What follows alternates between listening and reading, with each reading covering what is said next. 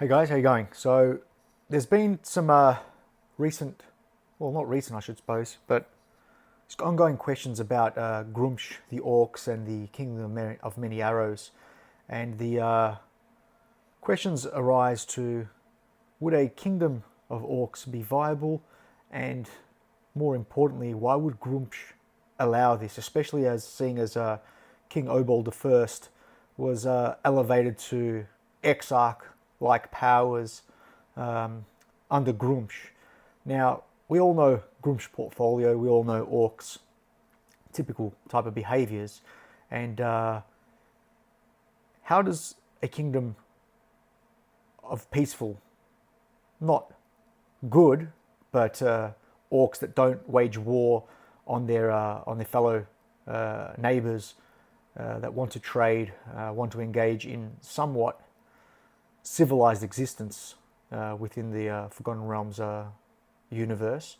How does that fit in, and how do we justify that? That's the question most people ask, because it seems to be incompatible with the way Gruumsh's portfolio works, as well as what we know about orcs and their typical behavior. Now, when you think of Gruumsh, you've got to understand Gruumsh's history. When the gods came to fruition, the gods of the pantheons of the goodly races rigged the lottery against the orcish pantheon.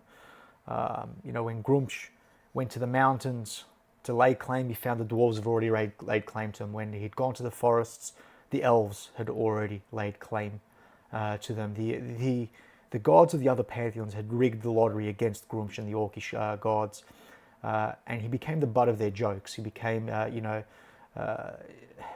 do I say it? He was ridiculed. And in response, Gruumsh's legendary anger and his titanic bellows, he laid waste to the mountains and the dwarvish holds. He lit the forests afire. He had great gaping holes across the plains to signify his orcish hordes raiding and destroying everything that was denied him. This is actually quite important. See, Gruumsh has always been the butt of all jokes. He's always been, the not so much outcast, but the sad joke amongst the gods. And he was always, his behavior and the way orcs behave is not only what's within his nature, is also as a result of the way he's been treated by the other deities within the Forgotten Realms multiverse, or Forgotten Realms, universe. So, why would he allow someone like Obold to do what he's doing, and why would he actually endorse it? Is an important question and an interesting conversation. So, like we said, it's an interesting question and a good conversation to have. You see, Obold gets it. Obold understands the weaknesses of the orcish hordes. He understands their strengths as well. You see, he understands that orcs end up defeating themselves. They go out and they war, and nothing's more terrifying than the green-skinned hordes descending upon you, and laying waste to everything. I mean, there's nothing more terrifying. I mean, kingdoms, humans, dwarves, elves, they all war, but the orcs do it in a way where just nothing's left standing. It's complete shock and awe. It's rains fire. I don't want to go too much into it, but you get the point. Everyone understands what orcs do. Now, Obold gets it though, because the orcs end up undoing themselves. They lay waste to an area. They even take like Citadel Feldbar. They took that in the 12th century DR. But eventually there's infighting, and the dwarves come and reclaim what's theirs. They'll always be pushed out back to the fringes of civilization, back to what Gruumsh was relegated to by the other, pantheons, the gods of the other pantheons. They're always that sad joke. Now, no one's laughing, obviously, when the orcs go on their rampages. It's terrifying. But there's no mainstay. They're the most populous race in all of the realms, yet they control nothing. I mean, they control the fear of the people, and they can have respect from that point of view, but they don't do anything. They've got no real power beyond this cyclical migration type of raiding behavior which happens from time to time. And Obold gets it. He's like, you know what, we're sick and tired of being nobodies. Sick and tired of crushing armies, crushing dwarves, crushing elves, crushing everybody before us. And we've got nothing to show for it. It's like, we're done with this. So let's be taken seriously for a change. And the thing is the thing, most orcs don't have Obold's intelligence, his wisdom, his charisma. Now, orcs are ruled on a society or a hierarchy of power, of respect, of bullying, etc. But it takes a special kind of orc to unite the different clans and the different tribes. And Obold is that special orc. And these orcs do come up every now and again. They're not dime a dozen. They're rare in other civilizations, in other, whether it be humans, dwarves, elves, etc. They're incredibly rare for orcs, but they do happen. And Obold is one of these. Obold is one of these orcs. So he gets Gruumsh. He understands it. He gets it. Gruumsh was ridiculed. The orcs, they're savages. They're beasts. They're animals. They're no value. It's like living in an ultra racist, world where we're back, to where certain cultures are slaves and they have no value. We look at them and it's a bit different for Forgotten Realms. I don't want to make parallels to our real world, but just to give you an understanding, the orcs are worse than that. There's only one good orc, and that's a dead orc. So Obold understands it, and he gets Gruumsh. And it's kind of funny because, in the books of the 1,000 Orcs and Two Swords, etc., R.A. Salator's book, they talk, they refer to him, Gruumsh is Obold, and Obold is Gruumsh. And that's what I'm talking about, is he gets it, he understands it, and Gruumsh understands Obold gets it. So why would he give him these powers? Because he gets it.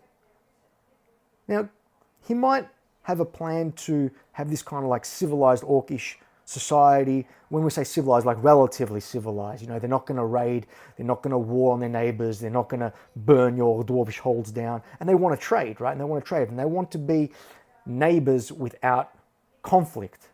That's the extent of their civilized thought. They are orcs at the end of the day. Like I said, I concede, orcs are orcs. Goblins are goblins, humans are humans, elves are elves. There's cliches within the Forgotten Realms universe, right?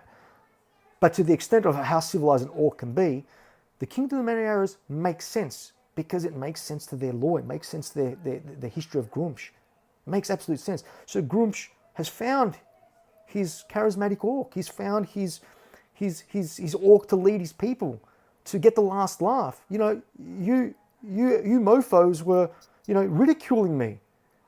And I've raided, I've burnt your forests, I've, ripped down your mountains, and you still don't respect me. You respect me, you fear me, but you don't respect me. And Gruumsh has this opportunity now to say, well, hang on a second. Orcs are more than just these savages. Now, Obold's not a good guy. He'll happily cross the borders and cut your head off if you step out of line. He doesn't want to war because he doesn't like to war, right? He doesn't want to war because he understands the power that the orcs can amass through prosperity, through security,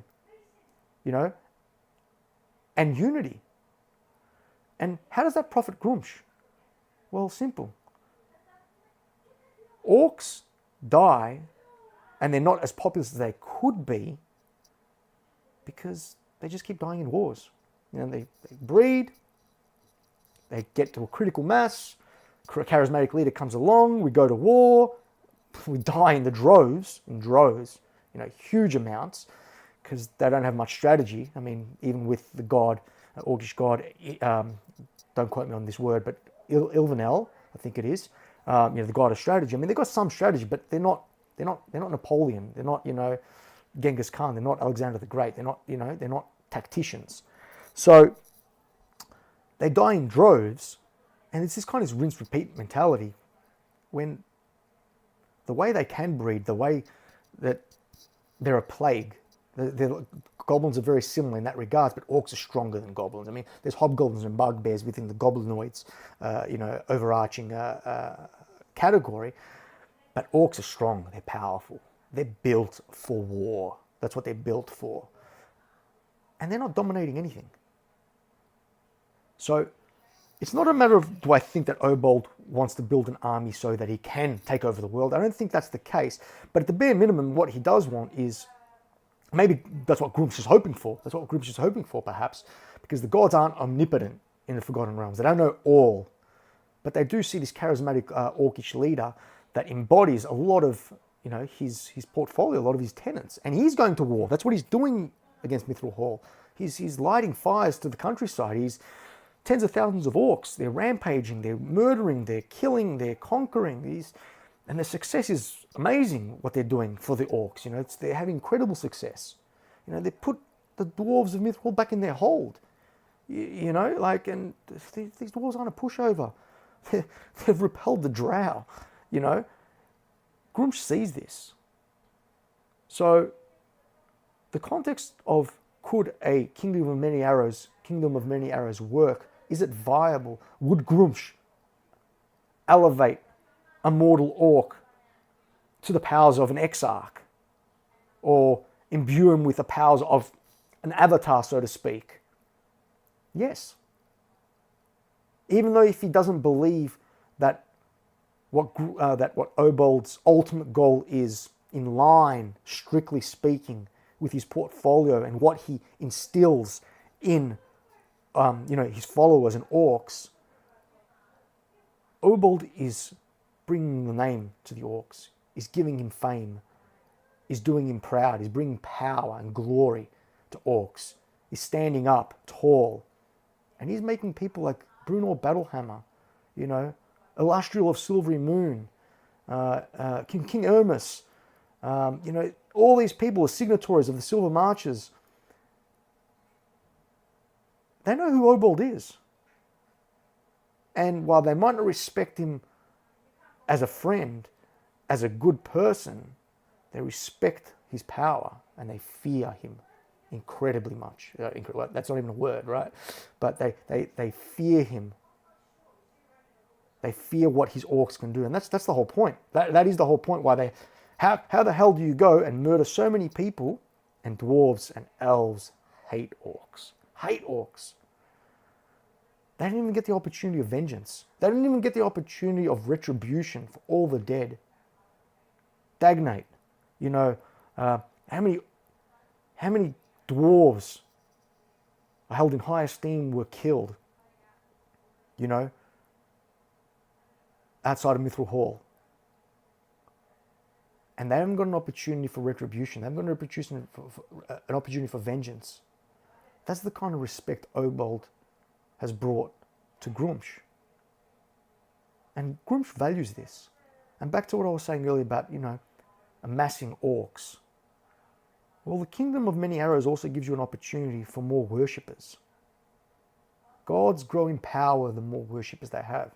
Now, if you're constantly going to war, cycles and cycles, depleting numbers, building them up again, only temporarily, because as soon as they hit a critical mass, boom, they go off to a war, and you lose half your worshippers, within the matter of months, over the course of a war, how are you going to amass the kind of power as a deity within the Forgotten Realms setting, within these D&D settings, that the way this kind of synergistic, relationship between worshippers and deities works, where they both feed off each other. The deity gets power from the worshippers then build up mass and then give power to the god, who then in turn gives more power back to them, and it's this cyclical type of synergistic relationship.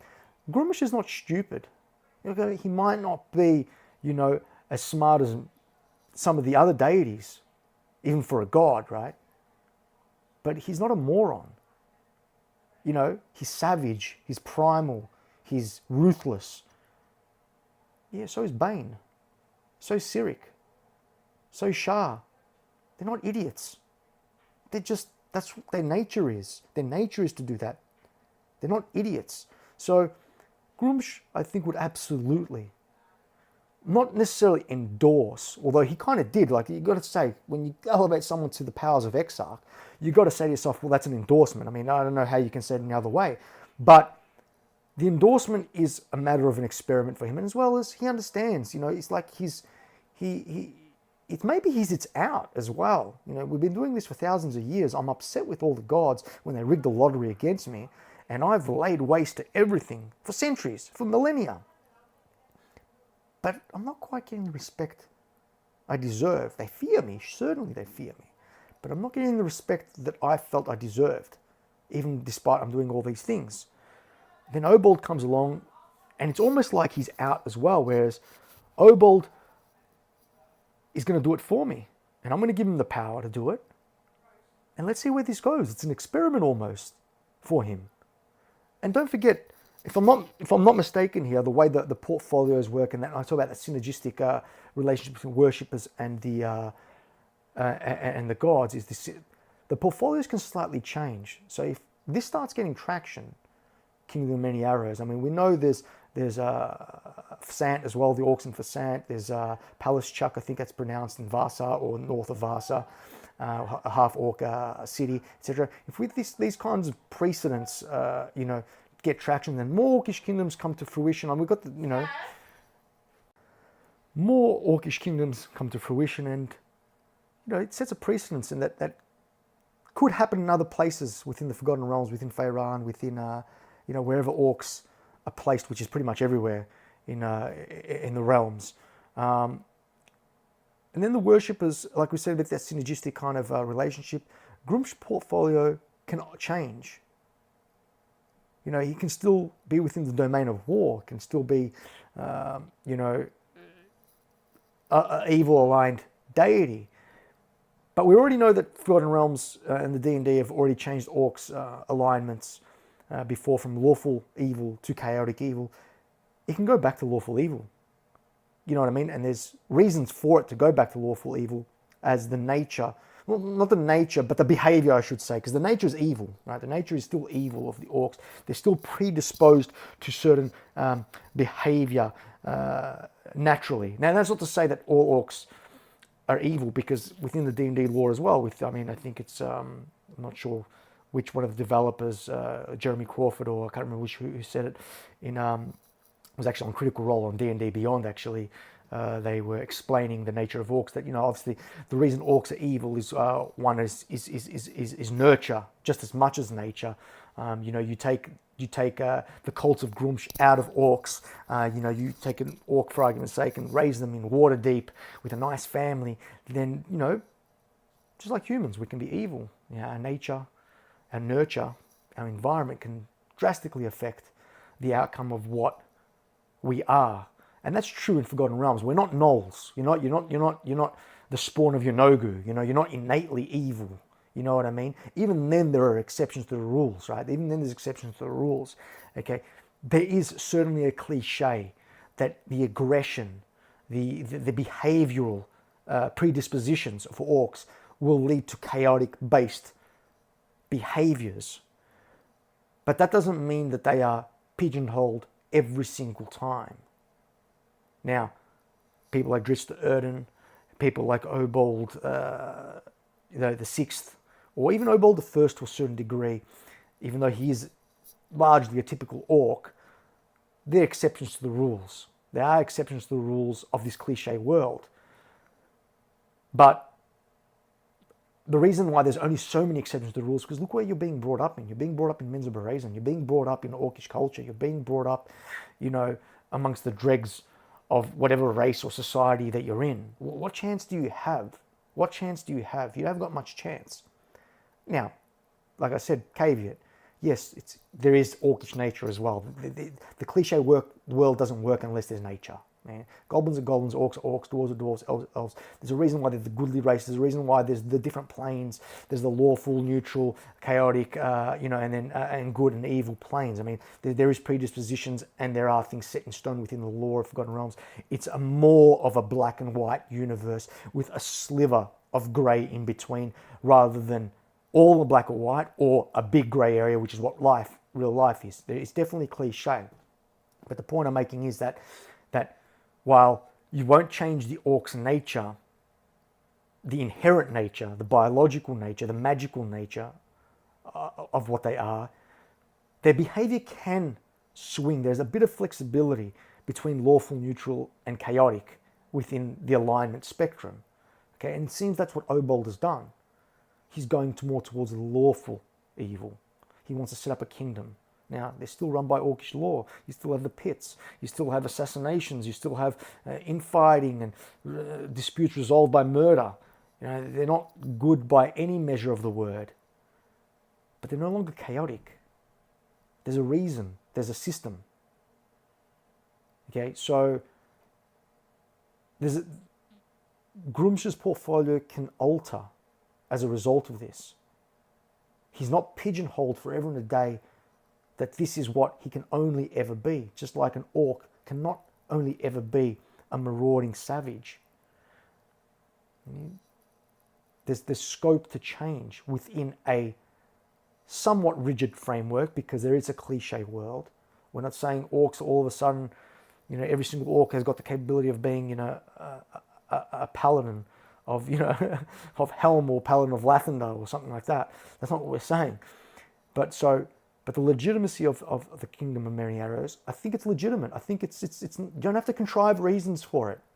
There's no need to contrive reasons to justify why it can exist and why it's sustainable, and why Gruumsh would allow it. I think the history of Gruumsh, like I've explained, is all you need to say. Is all you need to explain. It makes perfect sense. So that's why I think that the Kingdom of Many Arrows can be explained. That's how I explain it, and what I believe is without contriving it. And that's what I think. I hope you enjoy. Thank you.